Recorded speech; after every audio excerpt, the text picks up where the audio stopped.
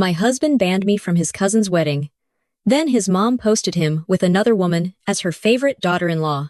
I should have suspected something the moment he told me his cousin's wedding was immediate family only. 3 years of marriage, and somehow I was no longer immediate family, but I believed him, because that was what I had always done. I believed his explanations. I believed his excuses. I believed the soft tone in his voice when he told me there was nothing to worry about. It was Saturday night. He had left for the wedding on Friday, saying he would be back on Sunday. I was home alone, curled up on the couch, mindlessly scrolling through Instagram, because the house felt too quiet, and I did not know what else to do with myself. Then, I saw the first photo. For a second, I stopped breathing. There was my husband, Michael, wearing the gray suit I had helped him pick out, standing next to a woman I had never seen before. Her arms were wrapped around his neck, his face was turned toward her, and he was smiling that smile I thought belonged only to me. The caption was from his cousin. The most beautiful couple at the party. There were hearts after it. So many hearts. My thumb hovered over the screen, frozen. My brain refused to understand what my eyes were seeing. I scrolled down, slowly at first, then faster. There were more photos. Michael and that woman dancing. Her fingers fixing his tie, his hand resting naturally on her waist. Their bodies leaned close together. In every picture, they looked like a couple. Not like friends, not like relatives, not like two people caught in an awkward moment. They looked real. My stomach twisted so hard I thought I might throw up. I grabbed my phone with shaking hands and started investigating. I tapped on the woman's profile. It was public. Her name was Victoria, and her feed was not a feed. It was a timeline of my alternate life. 2 weeks earlier, there was a photo of her and Michael at a restaurant. That was the same night he had told me he had a work dinner and came home at 11. A month earlier, there was a photo of them at the beach. That was the weekend he had claimed he was at a conference. 3 months earlier, there they were in front of a Christmas tree. I had spent Christmas at my mother's house because Michael had told me he was too sick to travel. I went back to the wedding comments because my hands were moving on their own now. I needed to know.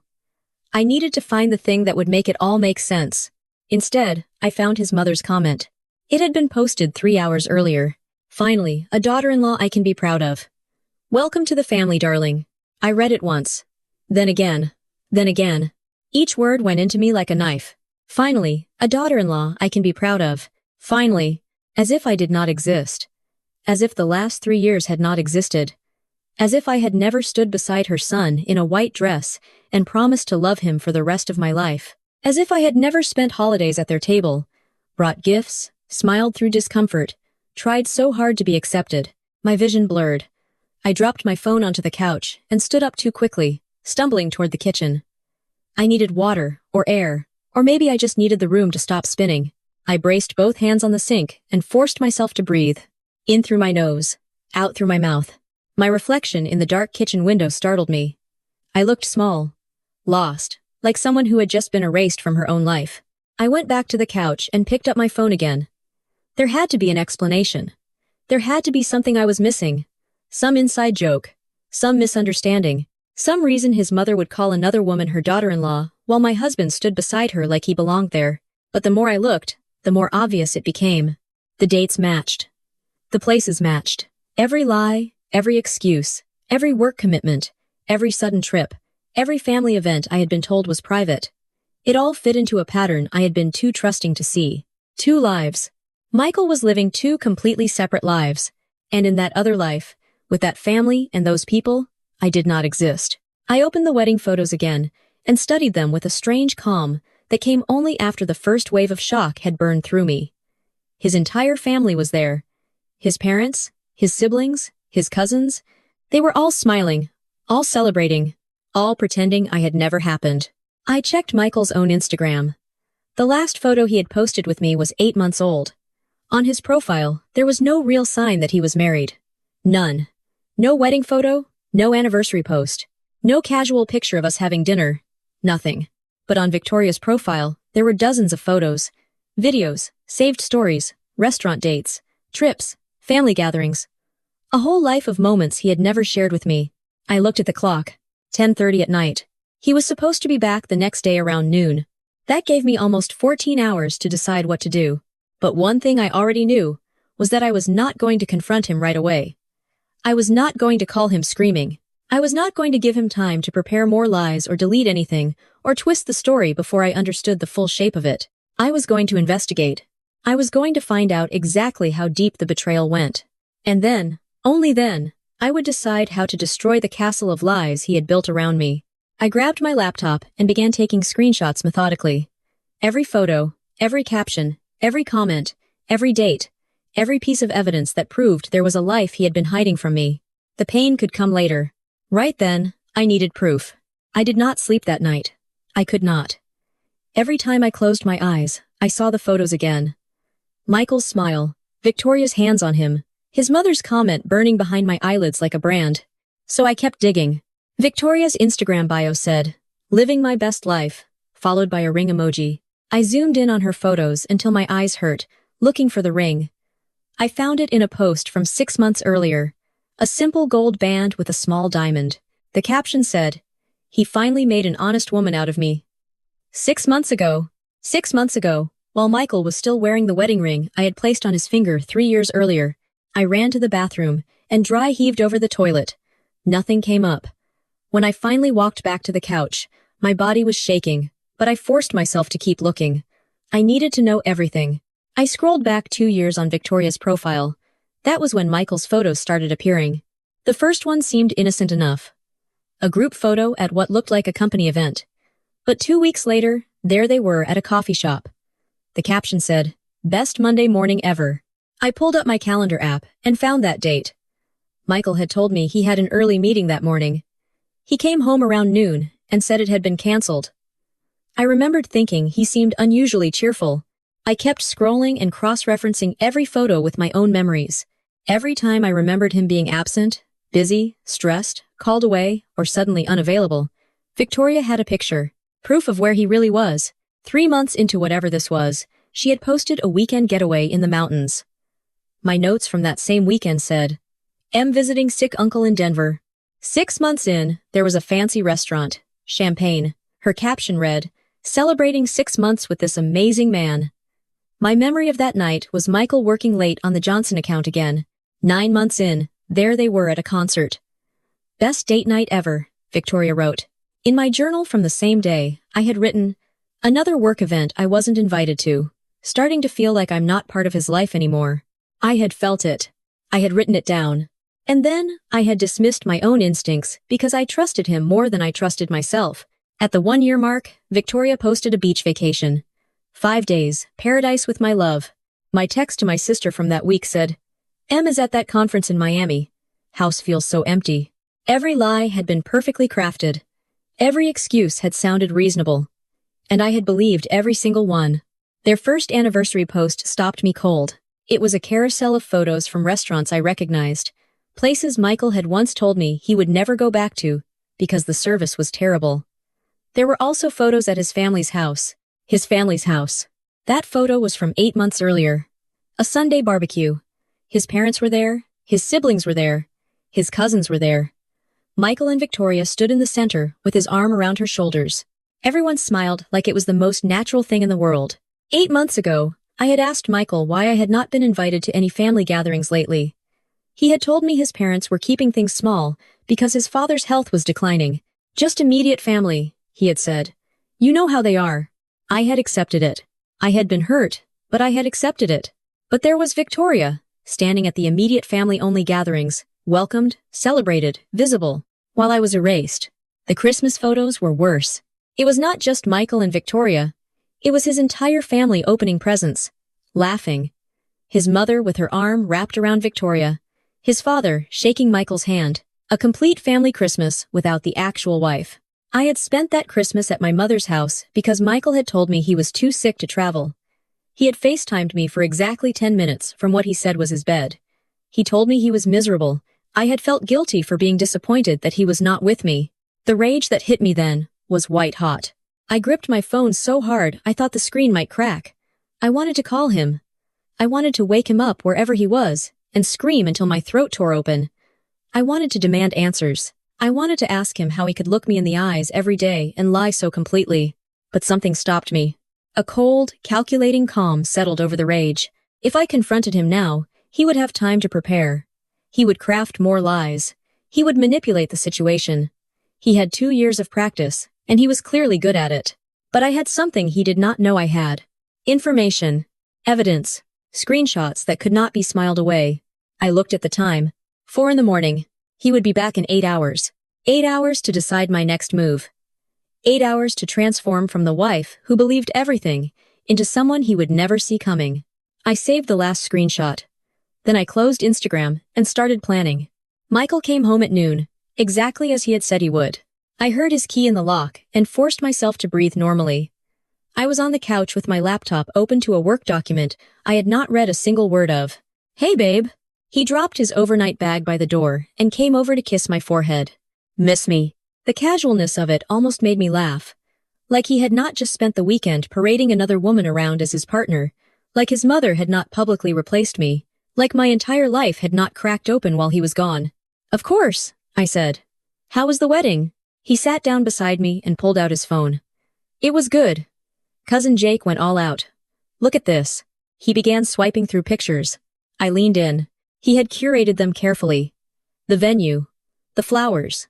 The decorations. Him with cousins. Him with his parents. Group shots where Victoria must have been cropped out or avoided entirely.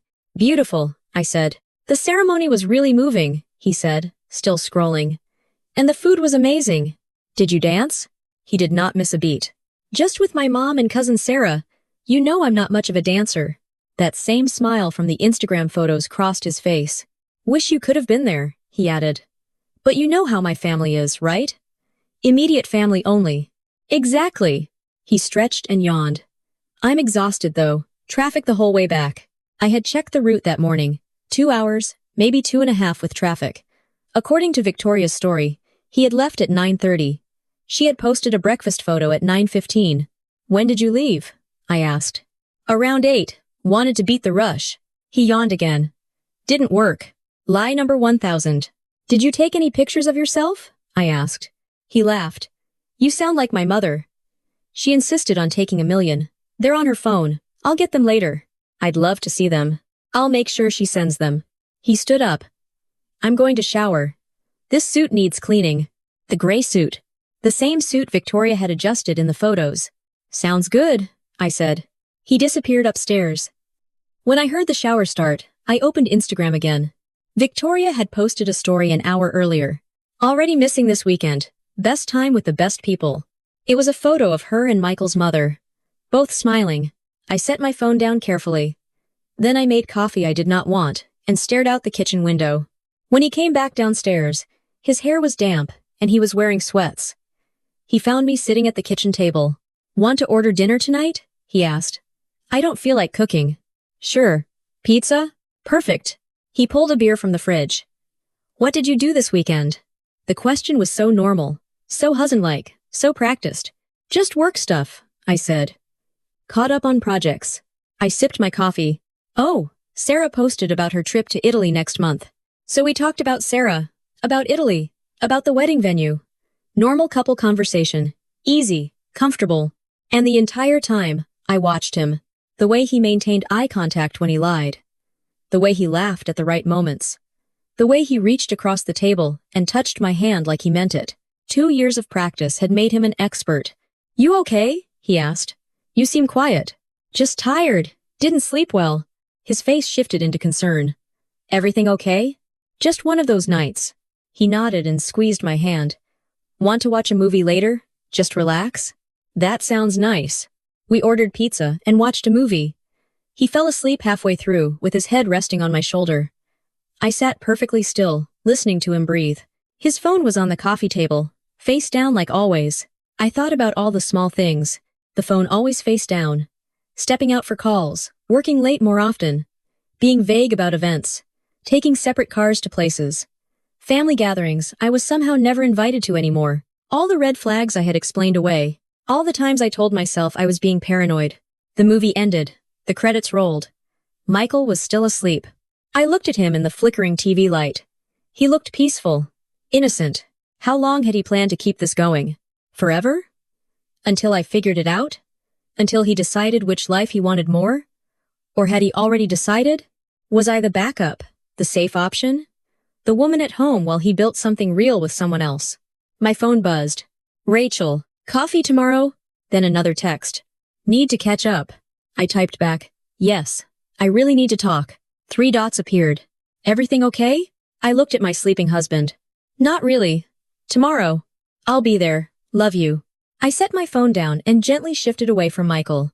He stirred, but he did not wake. Tomorrow, I would tell Rachel everything. Tomorrow, I would start planning for real. But that night, I let him sleep. I let him believe he was still getting away with it. I let him think I was still the wife who believed everything. But I was not her anymore. That version of me had died the night before. Somewhere between the wedding photos and the Christmas pictures. Somewhere between immediate family only, and finally, a daughter-in-law I can be proud of. She was gone. And Michael had no idea what was coming. I met Rachel at our usual coffee shop on Monday morning. I had called in sick to work because I could not pretend everything was normal. Not after what I had seen. Rachel took one look at my face and pulled me into a hug before I even sat down. Tell me, she said. So I did. I showed her everything. The Instagram posts, the screenshots, the timeline I had built through the night. Every lie, every excuse, every moment Michael had been with Victoria while telling me he was somewhere else. Rachel's face moved through shock, anger, disbelief, and then something harder. By the end, her hands were shaking. That son of a... She stopped herself and took a breath. What are you going to do? I need him to face what he's done, I said. I need his family to know. I need everyone who has been lying to me to see the consequences. So you want to expose him publicly, Rachel said, leaning back, in a way he can't talk himself out of. I nodded. His family, she said. They're all in on this, right? They welcomed her, celebrated her. They acted like I didn't exist. Then they need to be there when it all comes out. She pulled out her phone. Let me make a call. To who? Remember Marcus? The bartender? I nodded. He works at that upscale place downtown. Caters private events for wealthy families. She was already dialing. Including your husband's family. 10 minutes later, we were at the bar. It was closed, but Marcus let us in. Rachel tells me you need information, he said, pouring coffee. I explained everything. I showed him the photos of Michael's family, the wedding pictures, the comments, Victoria's posts. Marcus's expression darkened. I know them, he said. We're catering their annual family dinner next month. First Saturday in November. Big deal. Whole extended family, about 30 people. Will Victoria be there? I asked. If what you're telling me is true. Probably. They booked the private dining room. Rachel looked at me. That's your moment. My heart began to pound. I can't just show up. Michael would stop me. What if the truth showed up without giving him a chance to stop it? Marcus said slowly. I looked at him. I can get you access, he continued. Not to crash the dinner like some scene from a movie, but to deliver information. To make sure everyone sees what needs to be seen. He refilled his coffee. I don't like cheaters. And I really don't like families who help them cheat. You'd do that? I asked. Why? My sister went through something similar, he said. Her husband's family knew and covered for him. By the time she found out, she had wasted 5 years. Someone should have told her sooner. What exactly are you suggesting? We spent the next hour planning. Marcus knew the layout. He knew when the family usually arrived. He knew the schedule of the dinner. He knew where the private room was, where the side entrance led, and how close someone could get without being noticed. They'll all be there, he said. Parents, siblings, cousins. Your husband will definitely bring Victoria. He always does. I stared at him. He told me those were business networking events, I said. He told me spouses weren't invited. Rachel's jaw tightened. Of course he did. The dinner is in 3 weeks, Marcus continued. That gives you time to prepare. Gather more evidence if you need it. Decide exactly how you want this to go down. I want them all to know, I said. Every person in that room. I want them to see the evidence. Then we'll make sure they do. Marcus wrote down his number and slid it across the table. Keep me updated. When you're ready, we'll coordinate. On the drive back, Rachel was quiet for a while. Then she asked, Are you sure? About what? Once you do this, there's no going back. There's already no going back, I said. Michael destroyed our marriage. His family helped him do it. I'm just making sure everyone sees what they've done. What about after? After. I had not thought much beyond the exposure. My mind had been so focused on gathering evidence and surviving the next lie that I had not fully imagined the life that would come after. Divorce, I said finally. Move on. Build something real. You'll stay with me for as long as you need, Rachel said. I felt tears rise and blinked them back. Thank you. That's what sisters are for. Rachel was not my sister by blood, but she had been family longer than Michael had been my husband. We're going to get through this, she said. And when it's over, you're going to be free. Free. The word felt strange. I had been married to Michael for 3 years. I had been with him for 5, half a decade built on lies. But in 3 weeks, it would be over. When I got home, I pulled out my phone. Michael had texted, "Meeting running late. Don't wait up for dinner." I checked Victoria's Instagram. A story from an hour earlier showed them at a restaurant, wine glasses raised. I saved the screenshot and added it to the folder. 3 weeks. Just 3 more weeks. Then everyone would know the truth. The next 3 weeks passed in a strange blur. I went to work, I came home, I acted normal. I listened to Michael lie every single day while I documented everything. Every late meeting. Every vague excuse. Every secret smile at his phone. Every story Victoria posted without knowing I was watching. The night before the family dinner, Michael came home excited. "Team dinner tomorrow night," he said, kissing my cheek. "We're celebrating a work win. I probably won't be home until late." "That's great," I said. "You deserve it." He had no idea what was waiting for him. On Saturday evening, I dressed carefully. A black dress. Simple, elegant, controlled. I wanted to look like someone who had her life together, even if inside I felt like a storm barely contained by skin. Rachel picked me up at 6. "Marcus confirmed everything," she said as I got into the car. "The family has arrived. Victoria is there. She's sitting beside him at the main table." I stared ahead. "You ready?" Rachel asked in the parking lot. "No," I said. "But I'm doing it anyway." Marcus met us at the side entrance and led us through the kitchen. From there, we could see into the private dining room. And there he was, Michael. He was wearing a navy suit I had never seen before. Victoria sat beside him in a red dress. His hand rested on her knee. His mother sat at the head of the table, beaming like this was exactly the family she had always wanted. They looked like a real family. For one terrible moment, the sight almost hollowed me out. Then Marcus leaned close and said quietly, "In 5 minutes, I'm taking champagne in. I'll announce that someone has a message. That's your cue." Those 5 minutes felt like 5 seconds. Then I was walking into the room. The silence was immediate and deafening. I stood near the table, folder in hand, and looked directly at Michael. "Hello," I said. "I'm sorry to interrupt your dinner. My name is Sarah. I'm Michael's wife." Victoria's face went white. "What is she talking about, Michael?" Michael froze. His mother stood up. "This is inappropriate. You need to leave." "I'm his wife," I said. "We've been married for 3 years. We've been together for 5. I opened my folder. "And for the past 2 years, while all of you have been welcoming Victoria, I have been at home. Invisible, erased."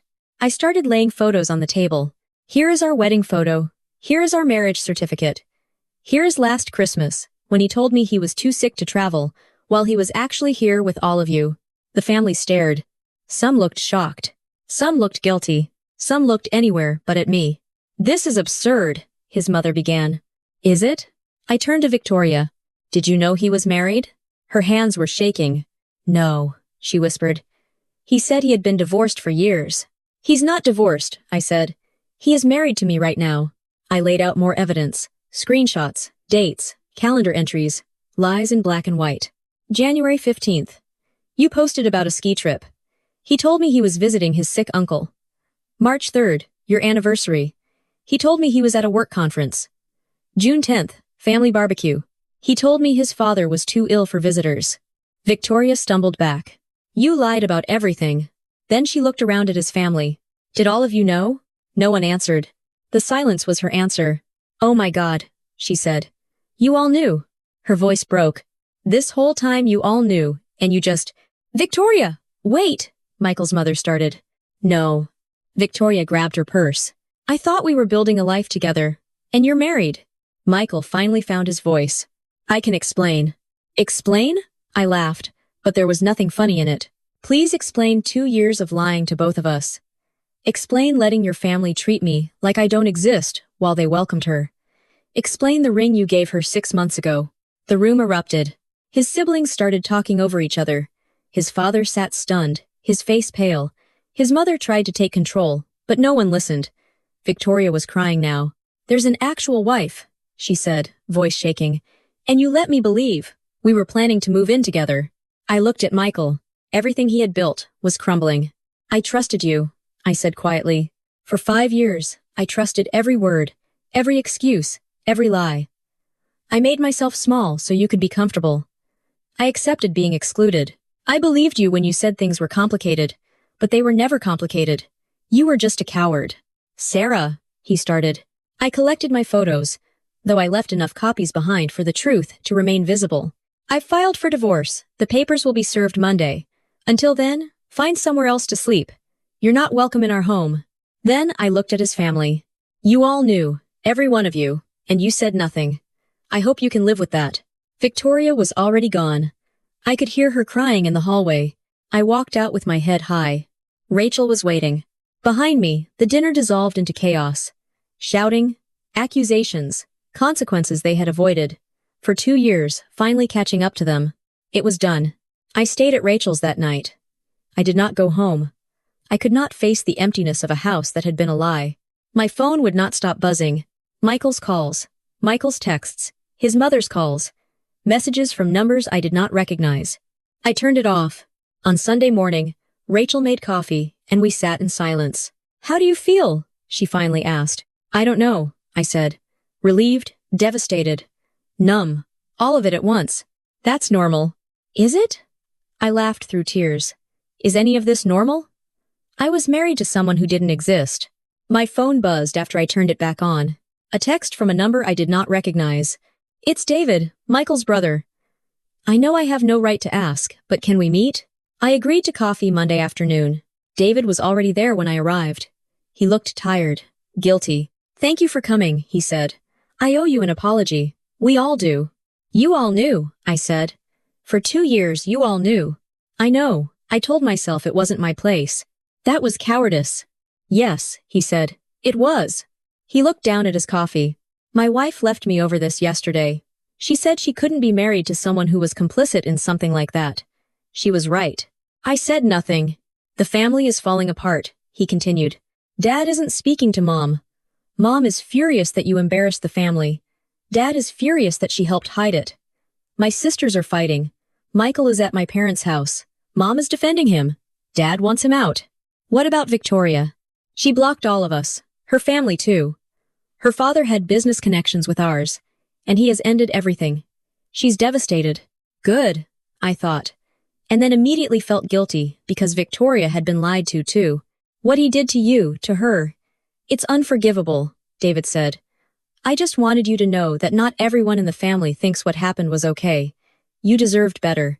He left after that. I sat there with cold coffee, trying to process a reality that kept changing shape. The next few days blurred together. Rachel and Marcus helped me move out while Michael was at work. I took only what was mine. I left my key on the counter with the divorce papers. Rachel set up the guest room for me. Stay as long as you need, she said. I need to find my own place eventually. Eventually, not yet. Processing. That was what everyone kept calling it, but it was not that simple. Every day, I would remember something I had thought was real, and then I would have to recontextualize it. The way Michael kissed my forehead before work. Was he thinking about her? The way he held my hand at the store. Was he comparing us? The way he said, I love you before bed. Did he say the same words to her? I would catch myself reaching for my phone to text him, then remember. He was not my person anymore. Maybe he never really had been. Rachel found me crying in the kitchen one night. I keep thinking about this one moment, I told her. Last year, we were having a movie night. He fell asleep on my shoulder. I remember sitting there thinking how lucky I was. My voice broke. But that was probably right after he had seen her. Maybe he was tired from being with her. Maybe I was just the comfortable option. The easy one. You were not the problem, Rachel said. You were never the problem. Then why wasn't I enough? Because he is broken, not you, him. It did not feel that way. It felt like I had failed somehow. That's the lie talking, Rachel said gently. The one he spent years building. But the truth is, nothing would have been enough, because the problem was never you. It was who he is. I wanted to believe her. But late at night, alone in Rachel's guest room, I could not help wondering, if I had paid more attention, if I had trusted my instincts, if I had demanded answers when things felt wrong, Could I have stopped it sooner? Or was I always going to end up there, broken and starting over, learning that 5 years had been built on lies? I did not have answers. I had only questions, pain, and the slow, brutal work of accepting that the man I loved had never really existed. The messages started on Tuesday. "Sarah, please let me explain. I made a terrible mistake. I love you." I deleted it without responding. On Wednesday, flowers arrived at work. 2 dozen roses with a card. "I'm so sorry." I put them in the break room. They were gone by lunch. On Thursday, Michael showed up at my office. Security called me. "There's a Michael here to see you." "Send him away," I said. "And if he comes back, don't call. Just send him away." On Friday, a long letter arrived by courier. I almost threw it out, but curiosity won. "Sarah, I know I don't deserve your forgiveness. What I did was unforgivable, but please believe me when I say I never stopped loving you. Victoria was a mistake that spiraled out of control. I was weak. I was scared. But you were never the problem. You were always everything I needed. Please give me a chance to explain. I love you, Michael." I read it twice. Then I put it in the folder with all the other evidence. Rachel found me staring at it that night. "His letter?" she asked, begging for another chance. "What are you thinking?" "That he's good at words," I said. "He always has been. That's how we got here." "You're not thinking of answering?" "No, I'm not interested in words anymore." Not everyone agreed. On Saturday, I ran into a couple of coworkers at the grocery store. Emma pulled me aside carefully. "We've been thinking," she said. "Maybe you should hear him out. People make mistakes. Maybe there's a way to work through this." I stared at her. "Work through this?" He had a whole separate life for 2 years. "You think that's something we can work through?" "I'm just saying." I turned to Jason. "Would you take back your wife if she did that to you?" He hesitated. "I don't know. Maybe he's sorry he got caught," I said. "Not sorry for what he did. Either way, this is not your decision to make." On Monday, another surprise came. Michael's mother called. "Sarah," she said, "I'd like to meet for lunch. I owe you a conversation." Every instinct in me said no, but I was curious. We met Tuesday. She was already there, looking nervous. "Thank you for coming," she said. "I owe you an apology." I sat down and waited. "I want to explain," she said. "When Michael brought Victoria home 2 years ago, we thought you two had separated. That's what he told us. That was a lie. I know that now, but we believed him. And Victoria, her family is well connected. Her father owns businesses we work with. When Michael started bringing her around, it felt like an opportunity." My stomach turned. "An opportunity. For the family. For business connections. So you welcomed her because of her family's money while pushing out your son's actual wife." She was quiet for a moment. "I didn't think you were ambitious enough for him," she said. "You had your simple life. Victoria came from our world. She understood our expectations. I thought Michael was making a smart choice, a more suitable one. I felt sick. And when you found out the truth," she looked down. "When I found out that you were still married, that he had been lying to both of you, I should have said something. But by then, Victoria's father was investing in our company. Our families were intertwined." She looked desperate. "I want you to understand why it happened." "So I'll what? Forgive you? Take him back?" "I'm telling you this so you know it was not about you.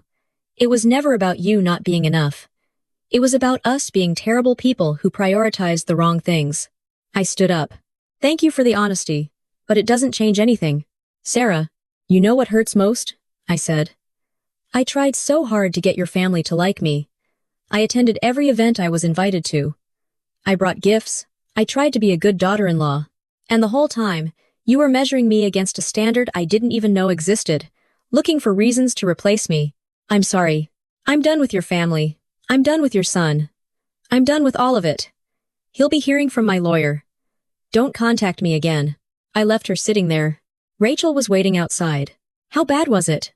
"Worse than I thought." I told her everything. "They chose her for business connections," Rachel said. "They threw you away for networking opportunities. It doesn't matter anymore. They made their choices. I'm making mine. And your choice is to walk away, to never look back, to build a life with people who actually value me." That night, I blocked Michael's number. Then his mother's. Then every member of his family. Whatever explanations or apologies they had left, I did not need to hear them. I had heard enough.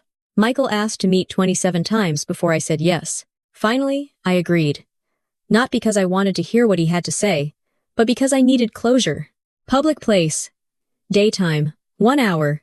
We met at the park on Tuesday afternoon. I arrived early and sat on a bench near the fountain. Michael showed up exactly on time. He looked terrible. Thinner, dark circles under his eyes, hair uncombed.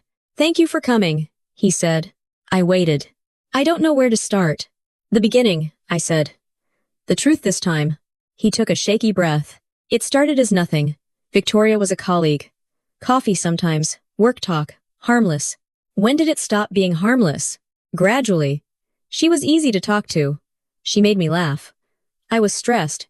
You wanted to talk about the future, kids, moving, all these big decisions. She just wanted to have fun. No pressure. So you cheated because I wanted to build a life with you." "I felt trapped," he said. "Like my life was on a track I didn't choose. With her, I could be someone different. Someone who didn't have all these responsibilities. You wanted to be irresponsible. I wanted to breathe." He looked at me. "That's not an excuse, but that's how it felt. So why not divorce me? Why lie for 2 years?" He was quiet. "Because I loved you. I know how that sounds, but I loved you. I just also loved her, or thought I did, and I couldn't choose." "You did choose," I said. "Every day for 2 years, you chose to lie to both of us." "I know. How long were you planning to keep it going?" He did not answer. "Michael." "How long?" "I don't know. Forever? Until one of us figured it out?" "I don't know. That's not good enough." "I don't know," he said again, voice breaking. "I was living day to day, trying to keep both of you happy, trying to keep everyone's expectations met while slowly losing my mind. You were living in anxiety because you made bad choices. That's called consequences. I know that now. Did you ever think about what it was doing to me? To her?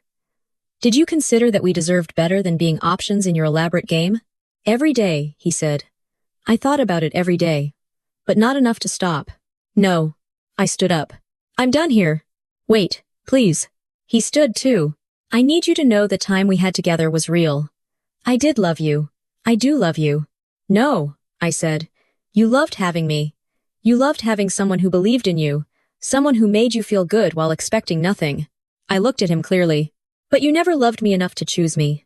You never respected me enough to be honest.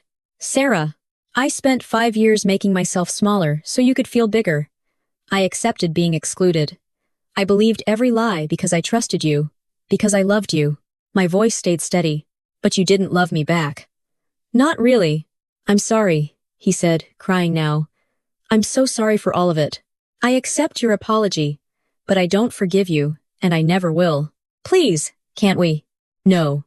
Whatever you are about to ask, the answer is no." I grabbed my bag. "The divorce papers have been filed. Don't contact me again. Don't show up at my work. We're done. Completely. Sarah, please. Move on, Michael. Find someone who wants to be your backup plan, because I'm not that person anymore." I started walking away. "I love you," he called after me. I did not turn around. I kept walking. By the time I reached my car, I was crying, but not from sadness. They were tears of relief, tears of liberation, tears from finally being free. I sat in the driver's seat and called Rachel. "It's done," I said. "It's really done. How do you feel?" I thought about the weight that had been crushing my chest for months. It was still there, but it felt lighter. Like I can breathe again. "Good. Come home." I made dinner. Home. Rachel's apartment felt more like home than the house I had shared with Michael ever had. "Yeah," I said. "I'm coming home." I drove away from the park, away from him, away from 5 years of lies. And for the first time in months, I felt like I was moving forward. Not only away from something, but toward something. Toward healing, toward a version of myself who would never again accept being made invisible. It was over, and I was free. I thought the park meeting would be the end. It was not. The messages started again 2 days later from a different number. "I understand you need space, but please know I'm here." Blocked. Another number the next day. "I miss you." Blocked. Then Facebook, from an unknown account. Instagram, Twitter, LinkedIn, every platform I had. On Friday evening, I was at the grocery store when I turned the corner, and there he was, looking directly at me. "Sarah." "Hey." He knew. Every Friday, same time, he knew my routine. "Leave me alone," I said, turning my cart around. "Wait. Leave me alone." I abandoned the cart and walked out. Rachel was furious when I told her. That's stalking. You need to document this. She was right. I started keeping a log. Every message, every number, every sighting. Monday, the coffee shop near my office. Tuesday, the gym. Wednesday, his car parked across from Rachel's apartment. That's it, Rachel said. I'm calling him. She put the call on speaker. Hello? His voice sounded hopeful. Michael, this is Rachel. What you're doing is harassment. Sarah has made it clear that she doesn't want contact. If you continue, we will involve the police and file for a restraining order. Do you understand? Silence. Do you understand? Rachel repeated. I just want to talk to her. She doesn't want to talk to you. Stop, or there will be legal consequences. She hung up. My hands were shaking. Do you think it'll work? If he shows up again, we call the police. For a week, it was quiet. No messages, no sightings. I started to relax. Then David called. Sarah, it's David, Michael's brother. Please don't hang up. What do you want? I heard about what he's been doing. I wanted to apologize again and tell you that I talked to him. I told him he needs to stop. That he's making everything worse. That he needs to respect your decision. He paused. He's staying with my parents. Mom is defending him. Dad is barely speaking to him. That's not my problem. I know. I just wanted you to know that some of us support your decision. Some of us think you did the right thing. If he keeps harassing you, we'll help you get that restraining order. Why are you telling me this? Because you deserve to know you have allies. Take care of yourself, Sarah. That night, I sat with Rachel on the couch. I keep waiting to miss him, I said. The real kind of missing. The ache of wanting someone back. But it's not there. That's good. Shouldn't 5 years mean something? They did, she said. They taught you what you won't accept, what you deserve. And they ended when they needed to. I'm angry, I said. More than sad. I'm just so angry that he wasted my time, that he made me doubt myself. That's okay. Anger is part of grief. I loved him, I whispered. The version I thought existed. I loved that man so much. My voice broke. And he never existed. Every memory I have is tainted now. That's on him, not you. I keep wondering what I missed, what signs I ignored. You weren't blind. You were trusting. There's a difference. Is there? Yes, Rachel said. Being trusting isn't a flaw. Being trustworthy was his responsibility. He failed, not you. Some days, I could see it clearly. I had done nothing wrong. I had loved honestly. I had been a good partner, and he had taken advantage of that. Other days, I could not stop questioning everything. It gets better, Rachel promised. One day, you'll wake up and realize you didn't think about him at all. Then that will happen more and more until he is just a story you tell, a lesson you learned. When? I don't know, but it will happen. I leaned against her. Thank you for everything. That's what sisters are for. You are better family than I ever had with them. That night, for the first time in weeks, I slept through without waking from anxiety. When I woke up, I felt different. Not healed, but stronger. More solid. Like I had survived something that should have broken me, but somehow did not. The worst was over. Everything from there was just healing. 3 months later, I moved into my own apartment. It was small. 1 bedroom, nothing extravagant. But it was mine. Every piece of furniture was something I chose. Every color, every dish, every curtain, every decision belonged to me alone. Rachel helped me move in. This is good, she said, looking around. This feels like you. She was right. The old house had been decorated to Michael's taste. Neutral, safe, boring. This place was bright, colorful, alive. I had started therapy 2 months earlier. Dr. Martinez was helping me work through everything. You ignored red flags, she told me once.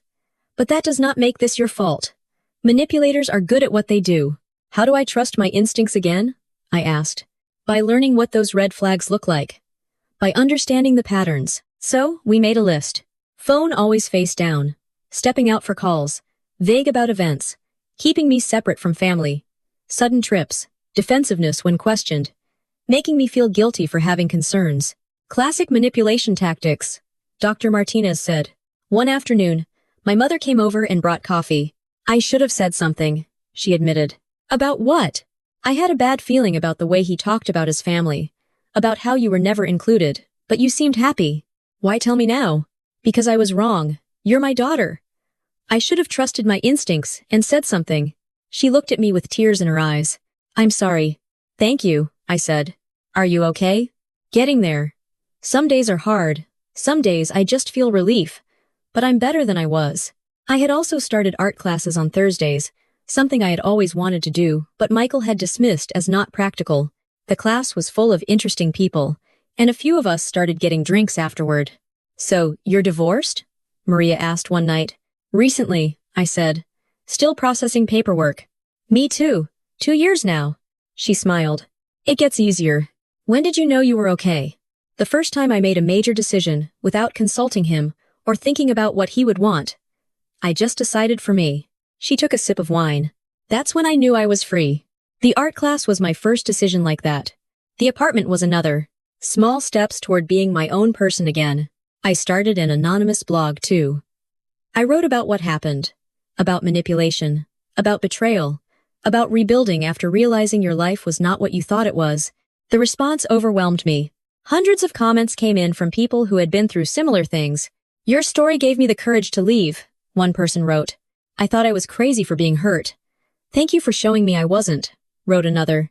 Reading their stories helped. It reminded me I was not alone. Being manipulated did not mean I was stupid. It meant I had loved someone who did not deserve it. One Saturday, I met my sister for lunch. We had not been close during my marriage. Michael had made that difficult in small ways that I had not fully recognized at the time. I didn't like him, she said. I never did. But you seemed so set on making it work. Would I have listened if you had said something? I asked. Really? I shook my head before she could answer. I don't think so. I think I had to figure it out myself. Maybe, she said. But you shouldn't have had to figure it out the hard way. The hard way taught me things, I said. About who I am. What I deserve. What I won't tolerate. She squeezed my hand. Dr. Martinez had asked me to make another list. Things I had learned. Love does not make you feel small. Love does not hide you. Love does not lie. Love does not make you doubt yourself. Love does not choose between you and someone else. Love does not keep secrets. Real love chooses you, shows you, includes you, celebrates you, stands up for you, tells the truth. I put the list on my bathroom mirror and read it every morning. Some nights, I still cried. Some nights, I still felt angry. Some nights, I still wondered how I had wasted 5 years. But more often now, I felt grateful. Grateful it had ended. Grateful I had found the courage to walk away. Grateful for Rachel and Marcus, and David, and everyone who had helped me. Grateful for the chance to start over. 4 months after the divorce was finalized, I was ready to let go. I took all the screenshots, all the evidence, all the folders I had kept, and deleted them. I did not need them anymore. I did not need proof of what had happened. I knew the truth. That was enough. The chapter was closed. And I was ready for whatever came next. 6 months after the divorce was finalized, I saw Michael at the grocery store. I was in the cereal aisle when I heard it. That voice I had once known better than my own. Sarah. I turned. There he was. Thinner. Tired. But still him. Michael. My voice was steady. Neutral. Hi, he said. How are you? I'm good. You?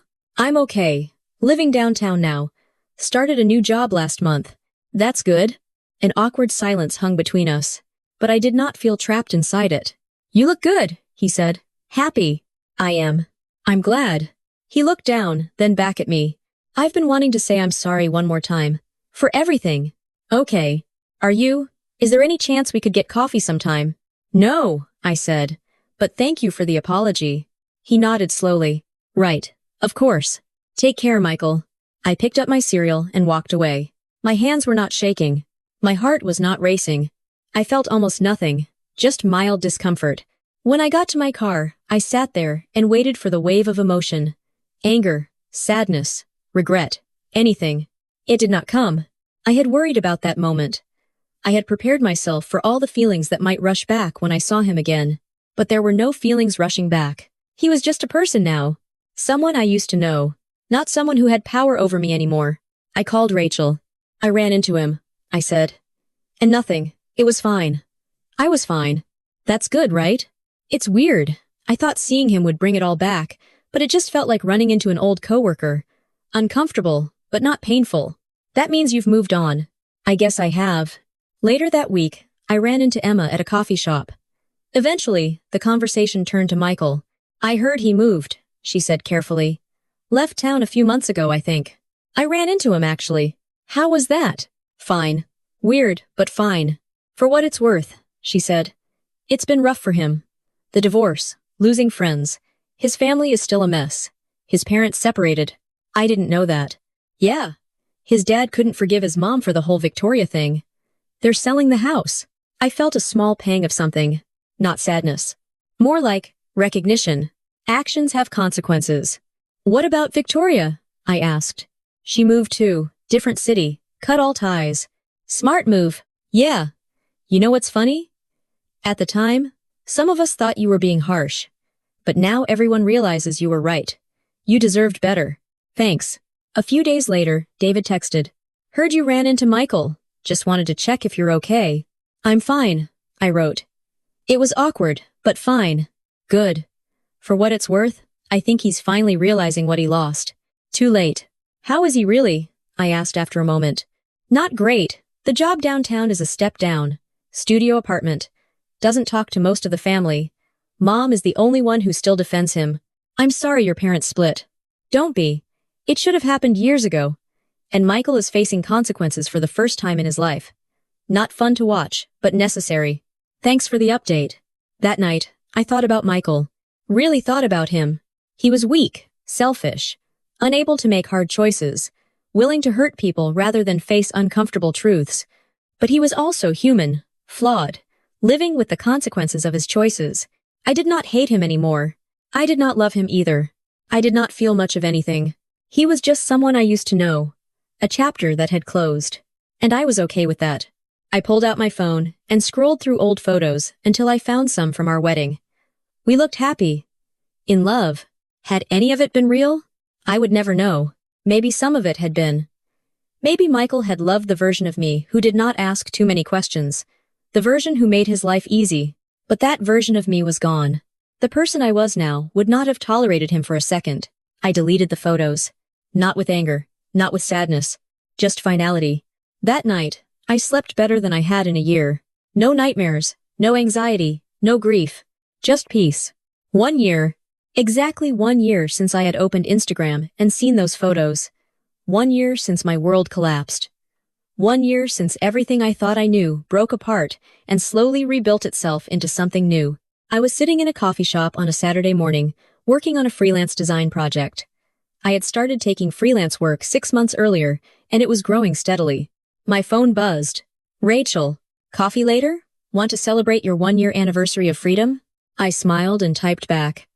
Already having coffee. Meet me at the bookstore at 2. Perfect. I looked around the coffee shop. It was cozy and bright, full of interesting people and soft noise. I had made friends with the owner, joined a book club, and started coming there every Saturday. This was my life now. A life I had built from scratch. A life where I made the decisions. Where I chose what made me happy. Where I was not invisible. My apartment was decorated exactly the way I wanted. My schedule was my own. My friendships were genuine. My work was fulfilling. And I was happy. Actually, genuinely happy. Not the performance of happiness I had lived inside my marriage, but real contentment with who I was and where I was going. I had gone on a few dates, nothing serious yet, and that was okay. I was not in a hurry. For the first time in my adult life, I felt complete on my own. Dr. Martinez and I had talked about that in our last session. You've come a long way, she said. When you first came in, you were questioning everything about yourself. Your judgment, your worth. And now I know who I am, I said. I know what I deserve. I know what I won't accept. That's growth, she said. That's healing. She was right. Most days now, I felt strong, capable, free. I finished my coffee and headed to the bookstore. Rachel was already there. There's my favorite survivor, she said, pulling me into a hug. We grabbed books and settled into the reading nook. So, she said, 1 year. How do you feel? Good, I said. Really good. A year ago, I couldn't imagine feeling this okay. I thought I would be broken forever. I thought I would never trust anyone again. And now? Now I know better. What he did was about him, his choices, his failures, not mine. I'm not broken. I was never broken. I was just with someone who tried to make me think I was. Rachel smiled. I'm proud of you. I'm proud of me too. We spent the afternoon talking. Not about Michael, Not about the past, but about the future. My growing business. Rachel's new job. Places we wanted to travel. Dreams we were finally pursuing. Later, walking home, I thought about everything I had learned. Love does not ask you to disappear. Love does not make you question your worth. Love does not lie. Real love shows up. It tells the truth. It chooses you openly. It celebrates you. It respects your boundaries. Being alone is better than being with someone who makes you feel alone. Starting over is not failure. It is courage. I was stronger than I had thought. More resilient than I had known. More deserving than I had believed. The right person would not make me prove my worth. They would not make me earn their honesty. They would not make me compete for attention. The right person would choose me completely, honestly, openly. And if that person never came, I would still be okay. Because I had myself. I had Rachel. I had my family. I had my friends. I had a full, complete, happy life on my own terms. That evening, I sat on my balcony and watched the sunset. A year earlier, I had been in the darkest moment of my life, discovering lies, feeling betrayed, questioning everything. Now I was watching the sky turn gold and pink, feeling grateful. Grateful for the strength to leave. Grateful for the courage to start over. Grateful that I had chosen myself. My phone buzzed. A text from an unknown number. Hi Sarah, this is James from art class. I was wondering if you'd want to get coffee sometime. No pressure. I smiled. James.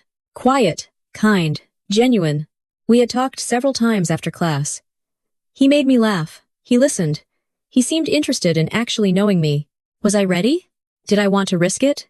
Then I remembered. I was not the same person who had been too scared to trust her instincts. I was not the same person who accepted being invisible. I was not the same person who settled for half-truths because she was afraid to ask for more. I was someone who knew her worth now. Someone with standards. Someone who would never again accept anything less than complete honesty and respect. I typed back, Hi James, coffee sounds nice. How about Wednesday at 10? His response came quickly. Perfect. Looking forward to it. I set my phone down and looked back at the sunset. Maybe something would come of it. Maybe nothing would. Either way, I was okay. Because I had learned the most important lesson of all. I did not need someone else to complete me. I was already whole. Everything else was just extra. And that was the best freedom of all. The chapter was closed, and I was ready for whatever came next.